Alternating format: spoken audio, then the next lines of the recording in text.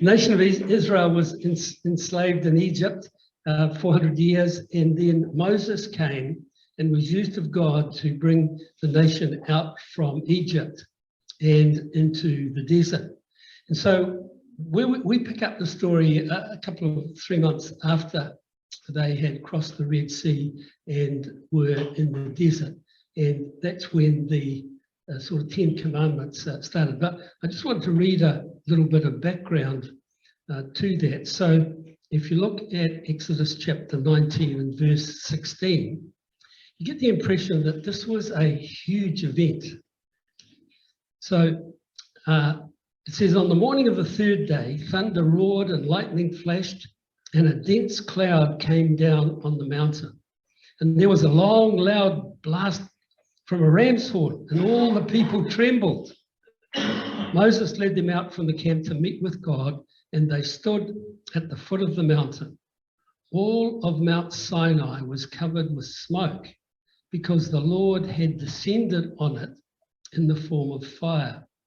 The smoke billowed into the sky like smoke from a brick kiln, and the whole mountain shook violently. As the blast of the ram's horn grew louder and louder, Moses spoke, and God thundered his reply. The Lord came down on the top of Sinai and called Moses to the top of the mountain. So Moses climbed the mountain. Now that's a pretty significant kind of event, isn't it? If you were there, you'd be pretty amazed to be involved in this. And so what God was preparing them for was a significant kind of event. That's a picture of Sinai. And God said to Moses, climb up Sinai, which is quite a task, isn't it? Moses must have been reasonably fit, even though he's 80 years old. But that's where he was required to go up. And while he was up there, of course, God revealed himself to Moses, gave him the 10 Commandments and the Mosaic Law, which is set out in those early chapters of the scriptures. So that we have this kind of, again, this is Hollywood's version, and where Moses came down with the 10 Commandments written, the scriptures say, by the finger of God on tablets of stone. So they were kind of significant things that God had kind of summarized many of the things that he was he was talking about. Now, the thing is that if we go over to page 75 in your scriptures, to Exodus chapter 32,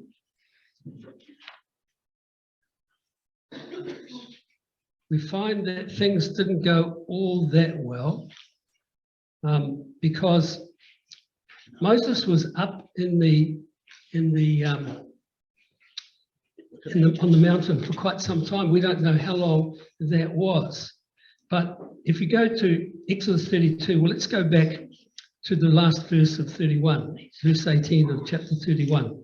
When the Lord finished speaking with Moses on Mount Sinai, he gave him 2 stone tablets inscribed with the terms of the covenant written by the finger of God. Then when the people saw how long it was taking Moses to come back down the mountain, they gathered around Aaron. Aaron was Moses' brother and was the kind of the priestly figure.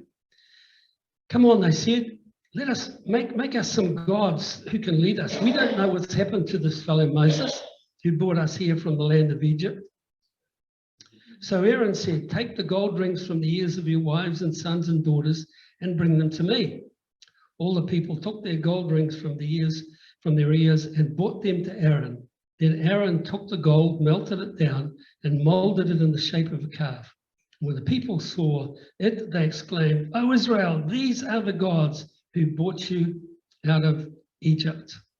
Now, we don't need to carry on with that story because that was the worst possible thing that could have happened. And really it's a kind of illustration of the first of the commandments that we're looking at tonight, that you shall have no other gods before me. And if we read on, we find that Moses came down, found them worshipping a golden calf, and he threw the tablets to the ground. He was so angry and broke them, which meant he had to go back up Sinai, which is a nice punishment, isn't it, to climb up there again. And God did those tablets of stone again. And so that's what we're talking about when we talk about a group of commandments, which we call the 10 Commandments. You shall have no other God before me. You shall not make any graven image or idols. You shall not take the name of the Lord your God in vain. Remember the Sabbath day, keep it holy. Honor your father and mother. You shall not murder. You shall not commit adultery. You shall not steal. You shall not give false witness. You shall not covet. And so they are what we call the 10 Commandments.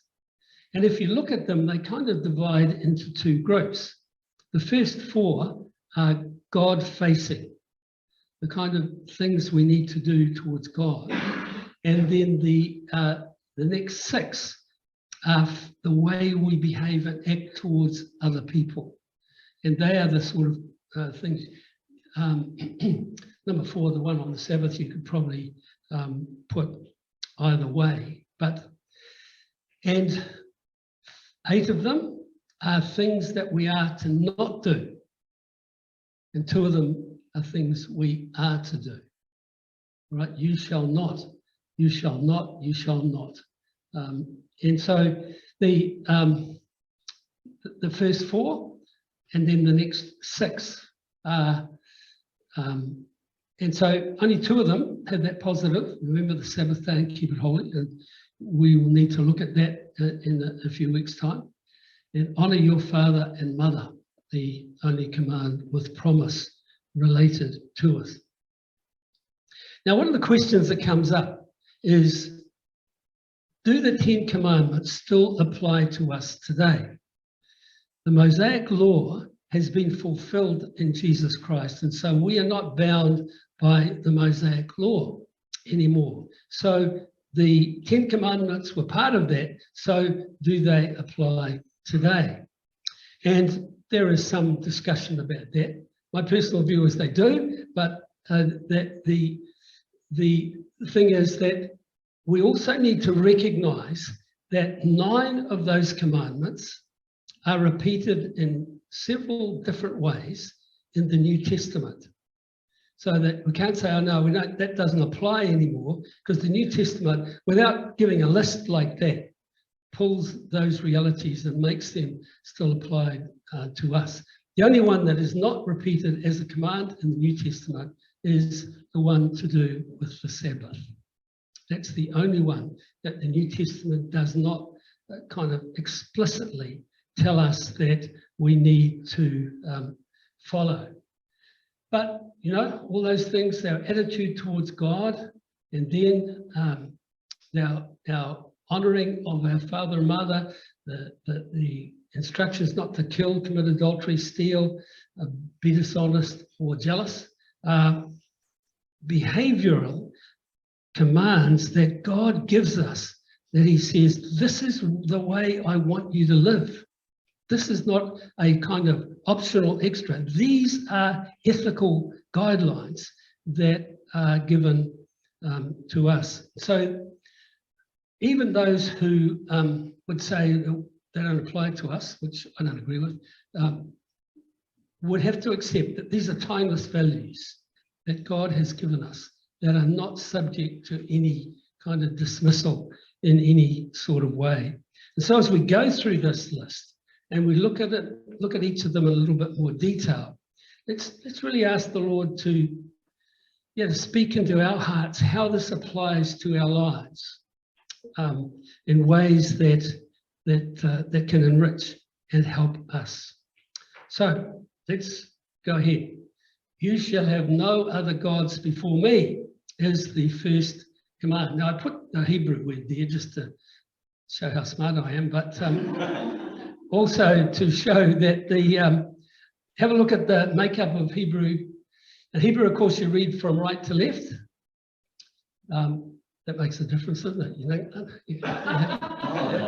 Yeah, it does now. Now you understand. But I really just did this to show that Hollywood's version is a bit pathetic of the Hebrew. All right? That's not quite Hebrew. Whatever it is, it's not Hebrew. And so that's where we are tonight. We are looking at this first command, that you shall have no other gods before me. Non-negotiable. And it's kind of fits in with the songs we've just been singing about the greatness of God and his, you know, his majesty and his creative power.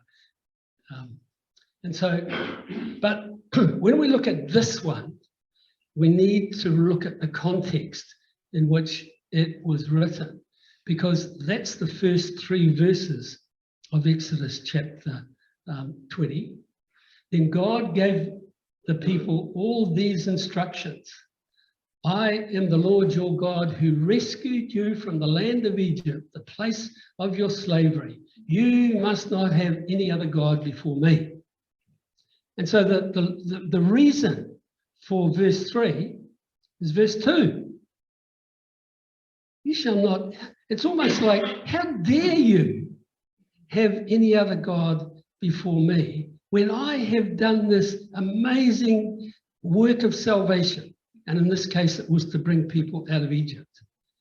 But we would want to say that because of what Jesus has done for us, it is unthinkable that we would push God into a second or third category. It just doesn't make any sense at all because of the way which God works among us.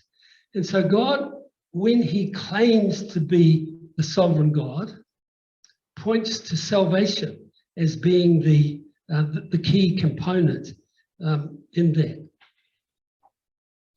Now, when we think of having other gods, I guess for most, the common thing that we assume is that we think of people who have idols that represent a god that they worship. Now, for most of us who are Pākehā Kiwis, that's not part of our practice. For those who have come from other countries and from Asian countries, the offering of sacrifice to idols as a symbolism of offering it to a god is a far more common thing. And there are other cultures who have multiple gods. You know, when I was Karen and I were in India, we were talking to people who are working amongst Hindu people, and their big struggle in terms of talking to people about Jesus is that the Hindu people were just so happy to add Jesus to their list of gods. You know, there's no problem at all. Oh, yeah, if he's a good one, we'll go with him. You know, because some of their gods are pretty lousy. You know, we were in Calcutta during the festival of Dali, and Dali's a really nasty god, and people live in real fear. And if you don't look after Dali, boy, she's going to get at you. And so that the idea of having Jesus, for them, that's cool. Yep, might be even better than the ones we've got. But God is saying that's not the deal. And so you can have all kinds of images that you worship to represent the deity. The image itself is not the deity, it's representing the deity, but so many people from various cultural backgrounds have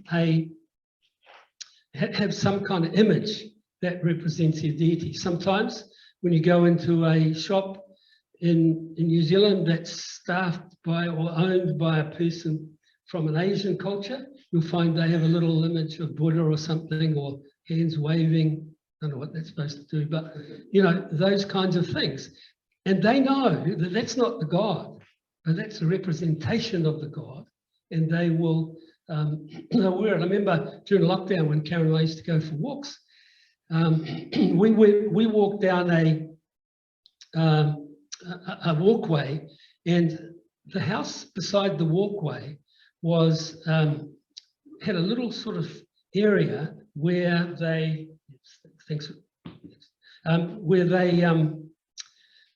used to put some food, some fruit and some rice, and leave it there for that was an offering to the gods that were there.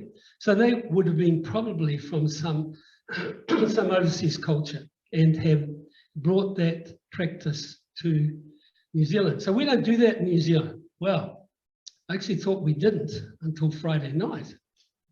And I was watching the news, and there was a whole report on the Matariki celebration in Wellington. And our Prime Minister appeared on screen and walked along holding a tray with some food on it. And the commentator was, here is the Prime Minister who is going to offer this food to the stars. I went, whoa. I said to Karen, did you see that? And it's just an illustration of because we have a galloping resurgence of Maori spirituality in New Zealand. That's not a Christian spirituality.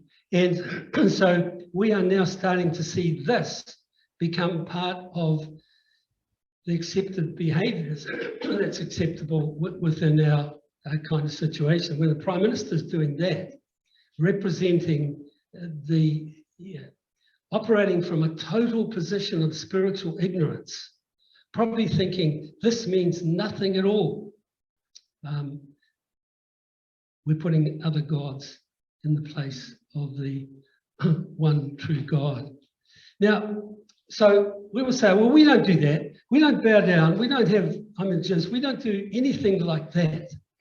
Therefore, we're obeying this command. And hopefully we are.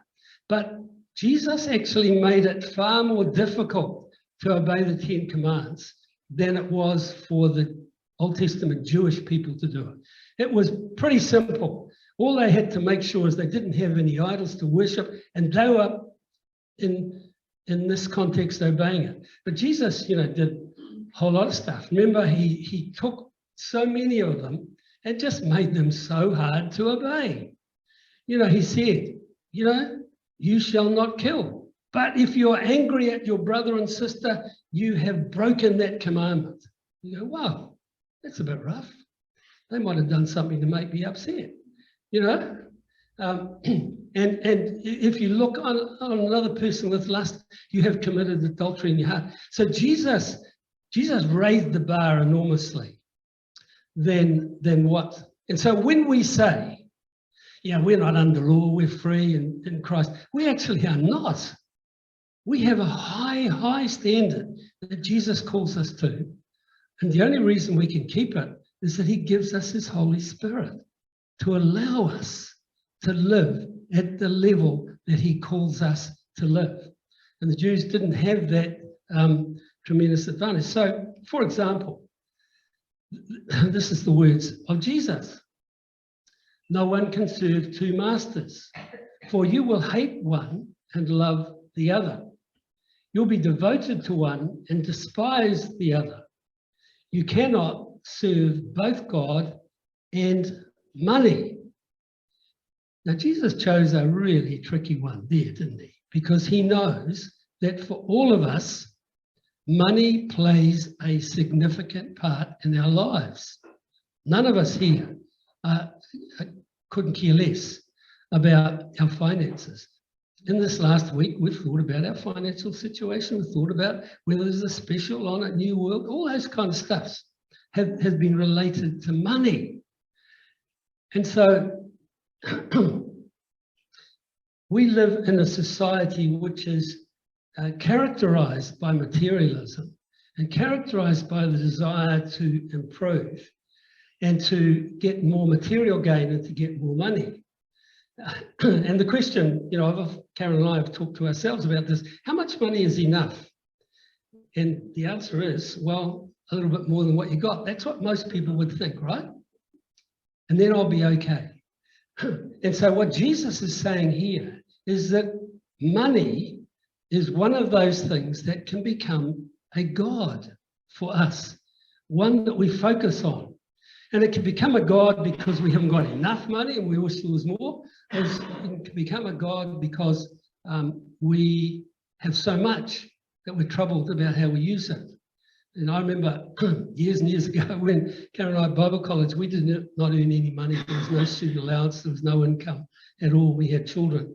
And God provided us. And we were having dinner one night with a girl, a woman that I had worked with previously. And she and her husband were questioning us about how we were living, about, no income at all. And I said to her, one of the most amazing things is I am less troubled by money now than I've ever been in my life. When I didn't have an income, when I had a family to feed. And her response was amazing. She went, "That is amazing. I think more about money now that I'm wealthy than I ever have before." And so that the whole thing was turned on its head, and that for her was something that she strived on. I remember my brother, who's a lot older than me, he's not a Christian guy, and when I started work, he said to me, "Man, there's one thing you've got to do is find a job that pays you lots of bucks, and you need to get as much money as you can. That's what it's all about." And I remember shrugging that off and thinking, that's not going to be the pathway for my life. He became a very, very wealthy man. He was a multi-millionaire back when it was almost like being a billionaire. And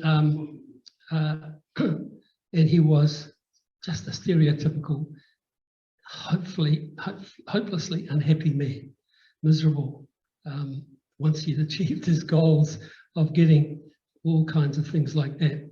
And so the thing that Jesus is doing here, he's not having a swing against materialism.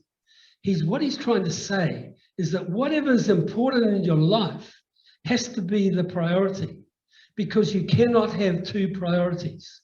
And he's using money as the illustration here in the final line. But whatever can take us on board. And we see in the culture that we live in, things that people have as their priority are not of themselves bad things. Money of itself is not bad, but they can have all kinds of other things that is their priority. Advancement in a career and just working hard to go up the ladder, and also to get sort of more money out of that, to be popular, to be significant in social media is a kind of new goal that has emerged. One of the things that I see happening in our culture now is the elevation of the importance of family as the ultimate goal. Now, we need to have family is a precious, wonderful gift from God.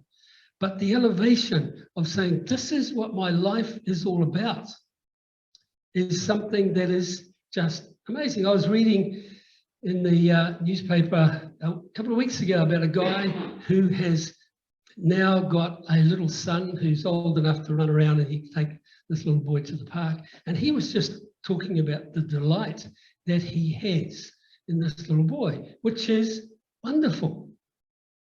But he made statements like, the most important thing in my life now is little Charlie, or whatever his name was. I go to bed early on Friday night so I can get up on Saturday morning and spend the day with Charlie. There are a couple of things that bother me. Firstly, Charlie's mother was not mentioned at all as being a priority. And, I believe one of the most important things a father can do for their children is to love their mother, their children's mother, with a passion. That's the best parent you can possibly be. But he wasn't even thinking that. He was saying the most important thing in my life. And you find that these things, which are good of themselves, become the priority. And God says, you shall have no other God before me. And we can get sucked in all kinds of things. Our culture tugs us away from obeying the priority of God in our lives and gets us involved and seduces us into thinking to taking other things on board that are important, that are of themselves not bad, but they replace God in our lives, and they therefore become unhelpful. I would venture a guess that this first commandment, you shall have no other gods before me, for a Christian is probably one of the most difficult to keep, because it's so easy to slide off it. It's so easy to be seduced by other things that become important. That my cat, even things like this, can become essential and important. And so, how do we keep this in line? For Christians, there is only one answer, and that is to make sure that the statement, Jesus is Lord, is true for you. Because when that's the case, then you cannot have any other God before him. If he is the one who is running our lives, if he is the one whose ethic is creating by the power of the Holy Spirit a way of living and a behavior that is so godly, then we can be able to make sure that we are keeping the one true God as the priority in our lives. That all the other good things that God gives us, and the relationships he gives us, the work he gives us to do, and the love and care we give and receive, and the finance we have, and the material goods that we benefit from, all those things are still part of us. We don't have to kick those out, but we need to make sure that they are not the God that is motivating us, that's not waking us up in the morning and saying, this is what I want to do today. I want to follow and to achieve that kind of goal. So I'm going to just give you a question now for you to think about and for you to share at your tables. What are the things that you have found can prevent you from fully obeying this commandment? And let's accept that we don't always obey it, that it is a really strong challenge to keep this as our priority. And so, can we talk about that for a minute? Let's go for it.